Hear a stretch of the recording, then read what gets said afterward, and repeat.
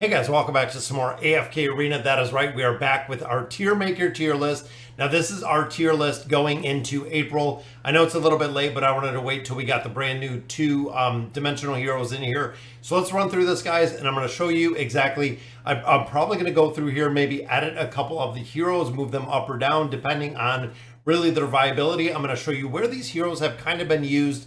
So looking at our S plus tier, it is of course, guys, just littered with the Awakened heroes. So we have the Awakened version of Solus in here, we have Baden, we have Brutus, we have Belinda. Now those are probably the top 4 Awakened heroes to build currently in AFK Arena. Matria is in there as well, just because, again, her utility, we are seeing her almost in every single game mode, guys. Now one thing is that a lot of players are also running other Hypogen heroes with her, which is the reason that makes her so tough, even within the treasure scramble. That is a lot of what players are running together in that game mode, but working incredibly well. The first 4, again, are really the big priorities, followed by Halos and followed by Grez. Now, Halos, of course, in every single game mode, similar to the Awakened version of Solus. Same with Grez. I don't know any game modes that do not run Grez. Even still used if you don't have the whale comps within the treasure scramble. Grez is absolutely used in a lot of game modes. Even looking at some of the sub game modes like Fantastic Beasts and stuff like that, still Grez is seeing a lot of utilization. And then of course, guys, Matria, and I did put Rem in here. So overall, guys, since I've started using Rem, even not having her built really at whatsoever, I have her at a plus 30 signature item. I have her at the plus 30 engraving. No 3 of 9 or 9 of 9 furniture or 60 engraving on her at this point. She is still crushing progression in chapter 47, guys. It's kind of crazy. As long as you can keep her alive, glass cannon wise, as long as she is alive, does incredibly well. I'm impressed with how well that she does perform in that game mode. And you can see I had to make some of these icons myself. So if I did miss any of them, guys, definitely let me know. I tried to get everybody in here for all of the heroes.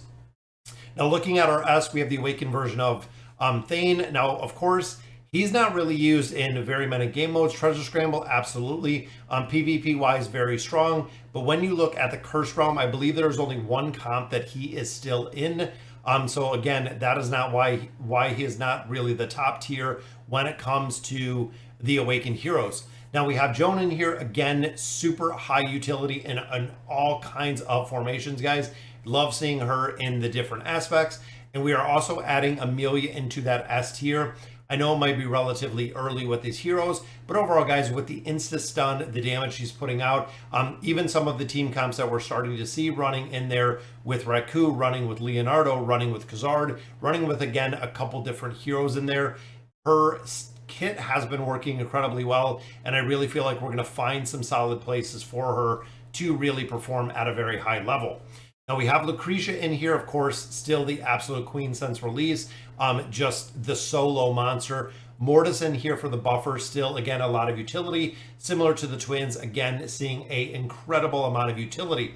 Now, Allness still makes it into the S, guys, the 9 of 9 furniture for her. Absolutely vital to run her. Provides another hero immunity. A lot of players are running the Awakened version of Belinda in there for that immunity. We're also seeing Alna being run with Grez, being run with Damon, and now even being run with Rem. That way she has the ability to actually survive, again, allowing her to put out some damage. Now Silas, again, has a lot of utility, has some healing, has some buffs, has some damage mitigation, very strong with the immunity. The immunity factor that he provides, guys, is still huge, which is the reason why he's still being utilized in a lot of different formations. Now here we do have Mishka. Mishka, of course, a lot of crowd control, a lot of different formations, still used in the Cursed Realm, used in the Nightmare Corridor, a lot of different formations for a lot of utility, which brings us to Nevi. Now Nevi, of course, buffs up heroes that summon entities. So we have Mishka in here that buffs. We also do have the Awakened version of Baden, the Awakened version of Solus. We have Grez.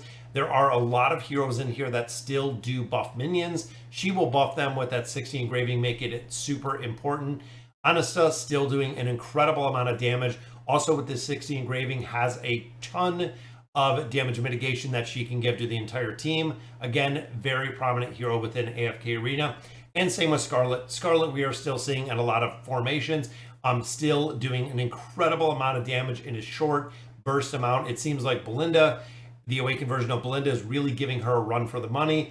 But guys, Belinda and Scarlet, we've actually seen them in formations together to really supercharge all of the damage that they're doing in there, which is cool to see. Now looking at the S-, we have Ainz and Albedo.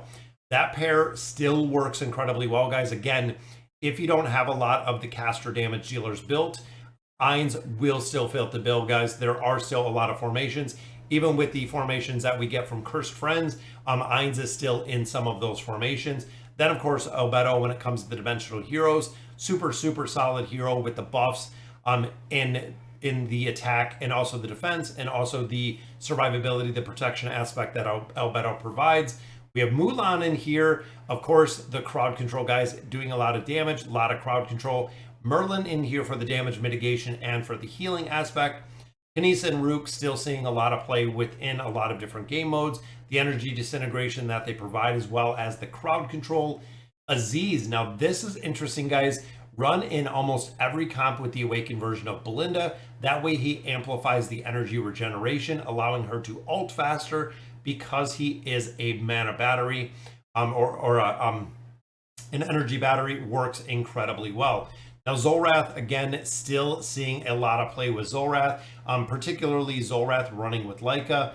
Zolrath, 3 of 9 furniture, of course, delaying the entrance coming in. Then if you couple it with Leica, Leica actually speeds up the entrance, making it a very tough combination to beat. Especially, again, we've kind of seen that formation running with Rem. That way she can get the ultimate ability off a lot faster. Now Frampton seems like he's losing a little bit of place, but a lot of the best in slot teams, he still does an incredible amount of damage.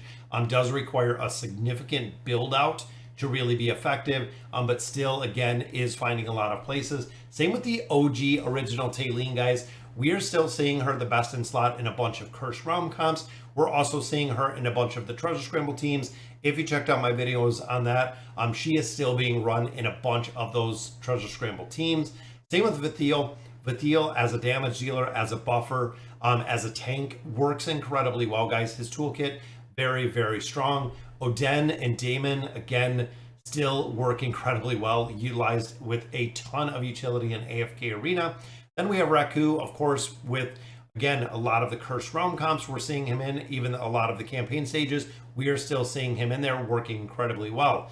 And I added Crescio in here, guys. You can see the little icons I made. Crescio, I put him in the S-. One, Mauler Tower, super strong, but we're also seeing him as the best in slot in the Nightmare Corridor teams. We're seeing him in the best in slot in some of the Cursed Realm comps.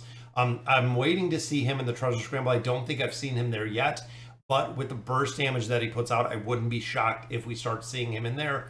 And then, of course, guys, we have Kren in here, still does a ton of damage. And then our two major buffers, health regen, damage amplification, energy, crowd control, Palmer and Rowan, still a very solid combination. It seems like Palmer is almost the Rowan 2.0 version.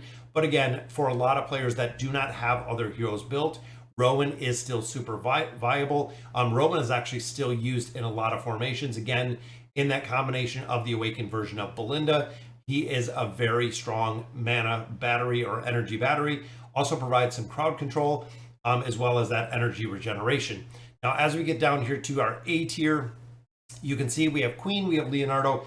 These are heroes that kind of just fill in another slot, where we have a primary damage dealer in the S+ and the S. When you start getting into the A tier, again, it is really a lot of heroes that support other heroes. It's more of a support. So we have Queen, of course, for the crowd control, Leonardo for the crowd control, Aziz for the crowd control, Athelia because she can target one single target. Again, still has a very strong play within a couple different game modes and the crowd control guys. Now, Orthos does make this list because of the combination of Orthos and with the combination of the original version of Taylene. And actually, I'm going to take him and I'm going to move him up a little.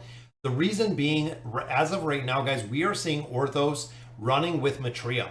So we are actually seeing Orthos utilized a lot more now. Used to be with the original version of Taylene.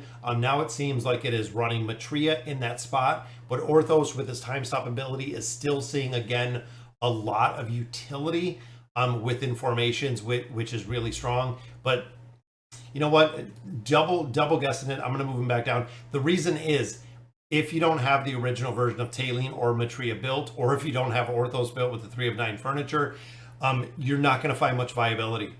He really makes the formation when it comes to the damage in there. So again, if you don't have him early, I don't know if I would build him out at this point because there's a lot of other comps in there. But again, he is a hero that does still rank pretty high within the tier list. Now, the Awakened version of Tailene, she has slowly kind of slid down the tier list, guys. When she came out, she was the S+. As we've seen the power creep, same with a couple other heroes, she has kind of slid down. Celestial Tower is really the only place that we're seeing her utilized.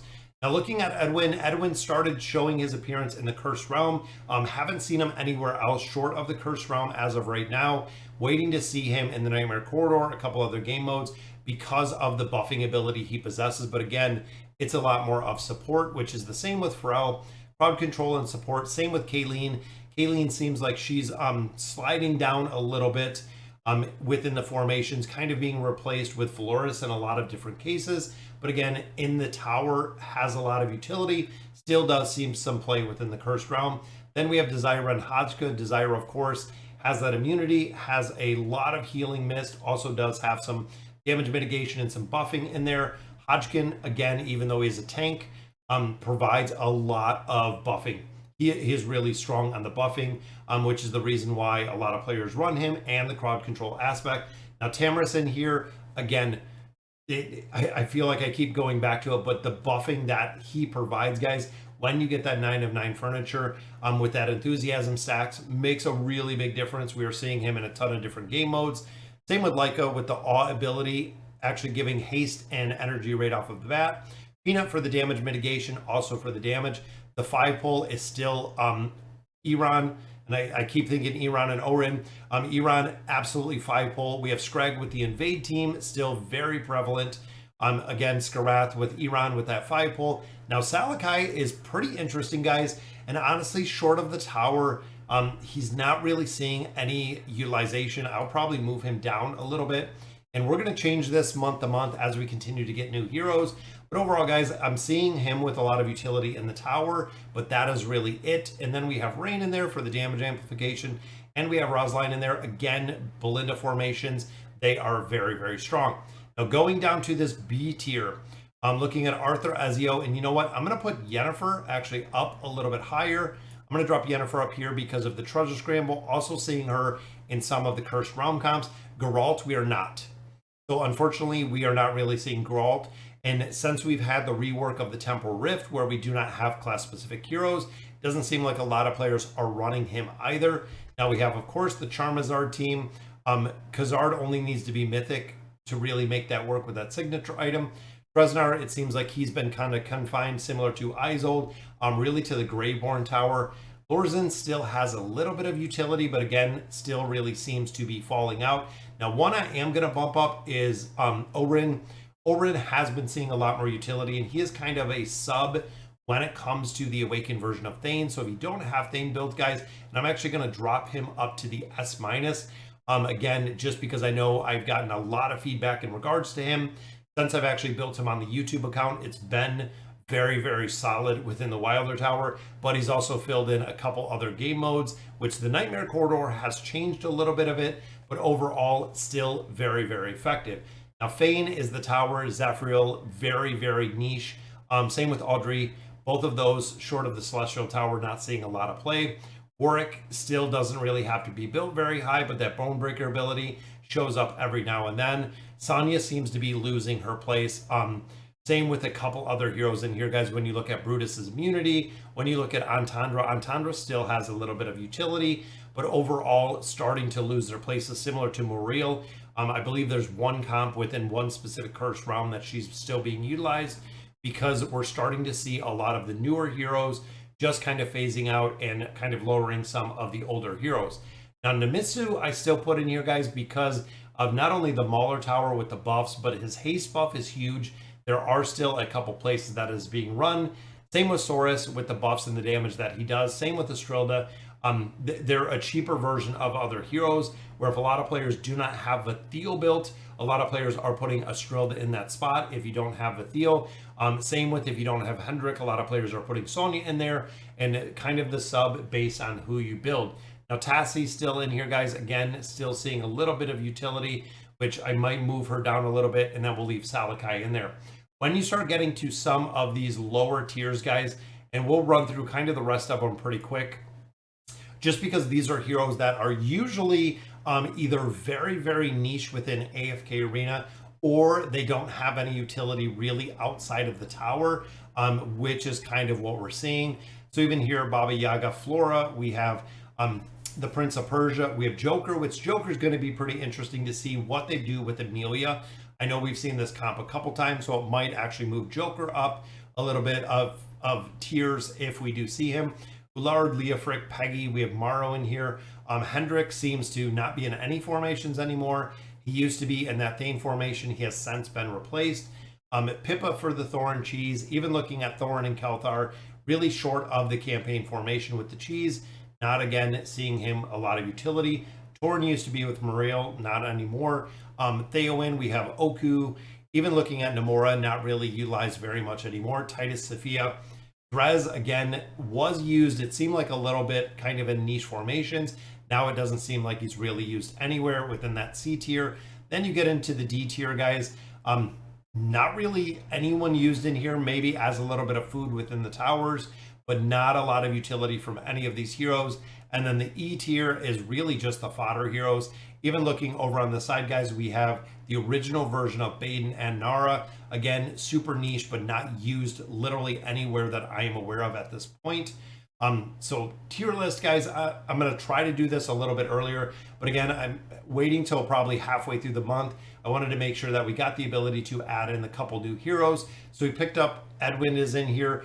We picked up Crisio. We picked up Matria. We picked up Rem and Amelia. A lot of additional heroes in here, guys, as we continue to build this out. Let me know in the comments what you guys think about the tier list. This is going to be our April tier list. What heroes should I do higher or lower based on the utility? Again, with my general gameplay and knowledge of AFK Arena, tier list can be very, very subjective, which is the reason why. But I know with a lot of new players in AFK Arena, tier lists do make a big difference, guys. When you're changing up your wish list or starting out the wish list, you can kind of go through and see who to build much earlier within AFK Arena and who should really be in there.